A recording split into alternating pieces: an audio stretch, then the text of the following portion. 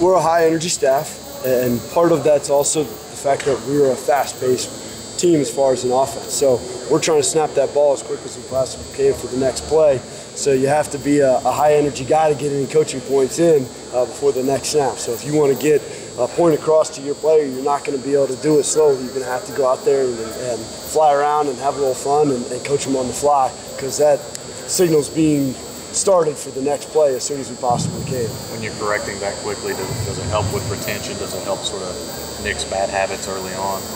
Well, the guys certainly need to know their assignments. There's not a lot of time to process what's been said to them, what's been signaled in. So they've got to know what they're doing and quickly. So there's not going to be a ton of coaching points. We're going to do a lot more of the correcting off of film. You're going to get a point or two in, but other than that, we're going to play the next play and play the tempo that we want to establish here. It seems like this staff really likes the teaching aspect of it. You guys sort of embrace that. Why do you think that is? Absolutely. Well, that's what we are. We're teachers. Just our subject is football. So I think that every single coach that's here really envisions himself as a teacher first and foremost, because that's what we're doing. We're teaching them the game of football, the game of life. You talked about Justin King, how he's stepped in the role, looked like made some good plays today. King's doing a nice job. Yeah, he's adapting well to full-time being a tight end, and it certainly has a great skill set, and he's developing on a day-in, day-out basis, getting better. So we're excited about his progress and the direction he's going. How much of the time do you guys have two tight ends in the offense at the same time? We will morph our offense based upon our personnel. So we've had that be a large part of our package at times when we've had multiple tight ends that are going to be the best guys on the field to help us win ball games, and that certainly is going to be a possibility for this fall.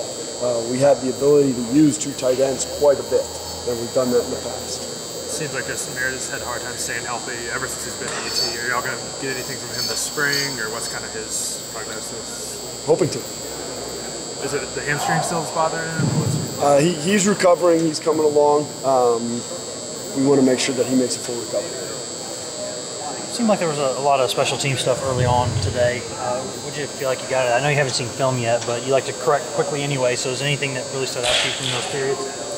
Just the understanding of the scheme. We were installing a scheme for the first time today with one of our units. So the initial portion that you saw was getting us lined up and understanding the assignment portion of it. And then we were combining the assignment with some technique in the later portion of it. So we got a little bit of understanding the big concept, the big picture, because up until that point it had been all drill work. So it's trying to take that drill work to the full unit, and sometimes the guys won't grasp what exactly their goal is until they've seen it and executed it themselves.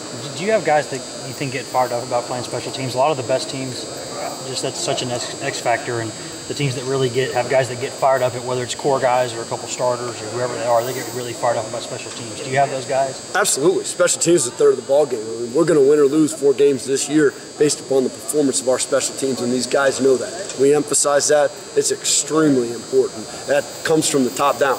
That's Coach Jones's philosophy. That's my philosophy. That's our philosophy.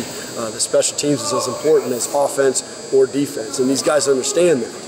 They also understand if they have aspirations of playing at that next level, guys are going to have to play on special teams. So I think guys love special teams. They embrace that role and understand the importance of it in winning championships and winning ball games. Do you have a couple of guys, a couple of bell cows there yet? I know that it's really early, but guys like Sapp, Crump, Fugit have all been really, really good on special teams in the past, covering kicks, getting down there.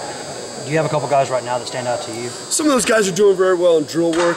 At this point, we're still doing a lot of the technique work where we're not getting into full speed 11 on 11. I think that's where you're going to really find, as you called it, your bell cows, when you get into your full speed 11 on 11. We're going to get to that here shortly. That's why we're installing the schemes now, and so that way we can go a full 11 on 11, and that's really when you start identifying it. When you turn the lights on, you roll one ball out there and you kick the thing off and see how the guys do. So we're going to start identifying those guys a little bit better here coming up when we get to more competitive stuff.